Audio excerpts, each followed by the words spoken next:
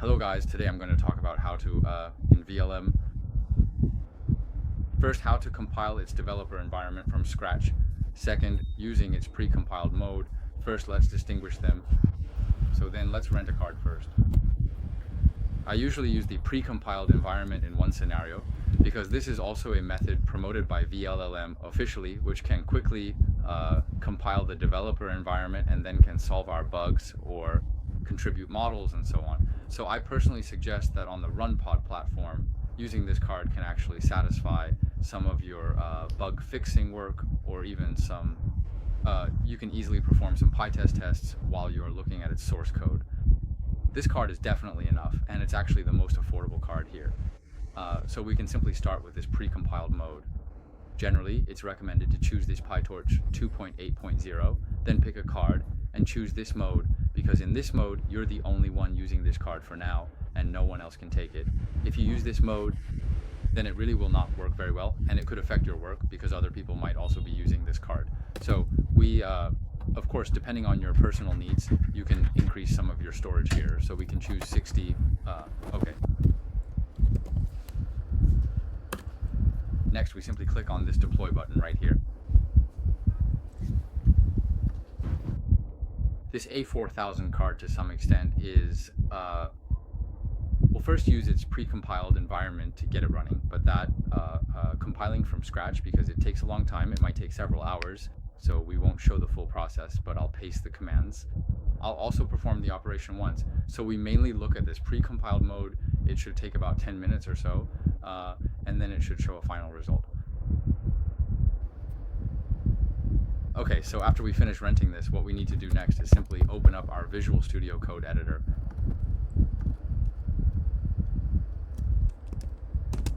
Then this window will appear, and this is where you configure the IP address. Of course, you can organize or categorize them as needed. Like me, since I have many open at once, I just pasted the corresponding information into this field.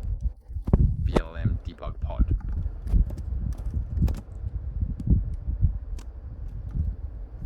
Confirm 1342. Okay, then we go in, select, then just click continue. Why do I recommend this mode? Because compiling from scratch is suitable unless a user specifies a certain vLLM version, like 0.19, or a specific card. Only when those two conditions match is it possible. In that case, you can't use this card. For example, if a customer gets an error on an A100 or H100 with a specific vLLM version, you can't use this card. It's impossible to reproduce it.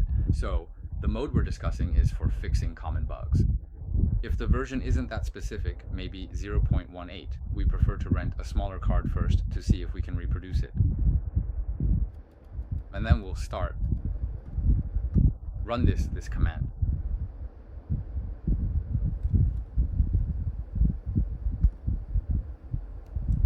It's a bit slow, okay?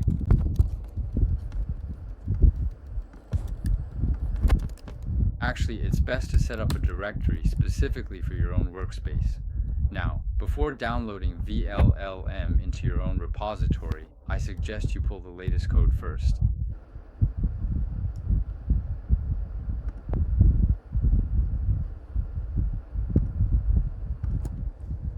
Then once the code is pulled, we can go ahead and run this command.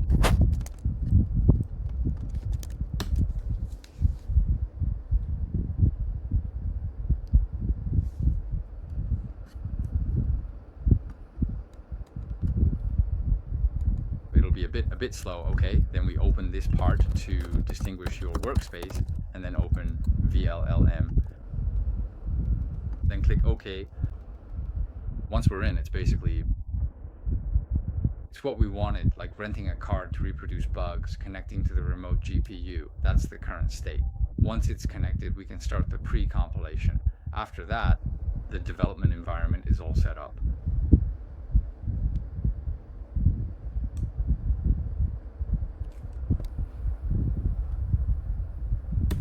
Okay.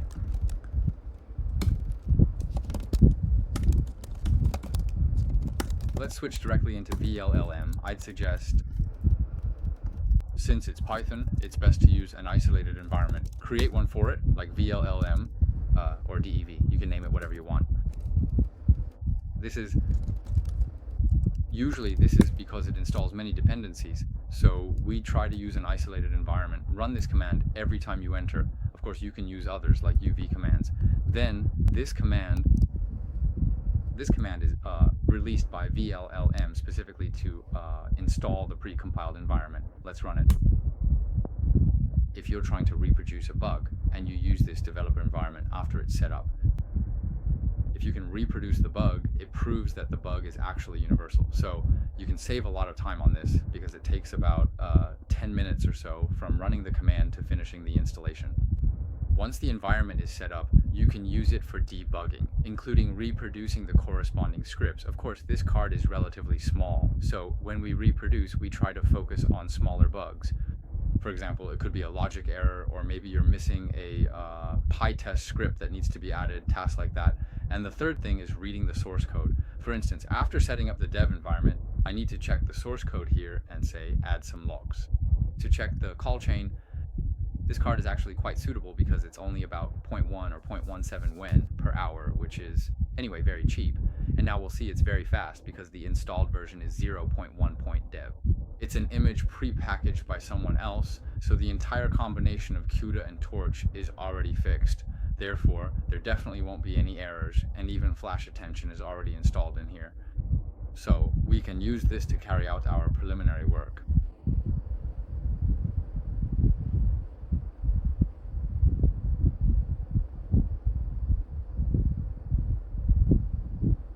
Okay, this will take a little bit of time.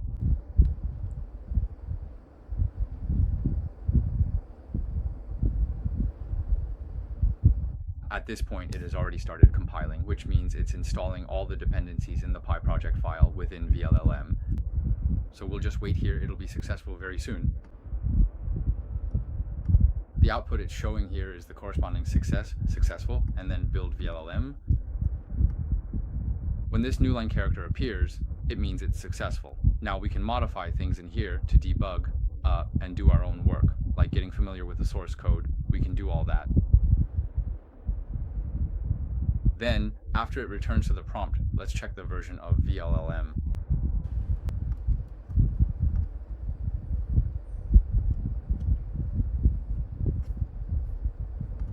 Not a single error.